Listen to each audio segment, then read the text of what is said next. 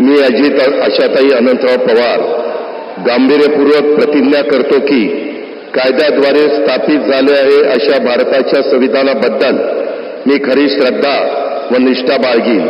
मी भारताची सार्वभौमता व एकात्मता उन्नत राखीन.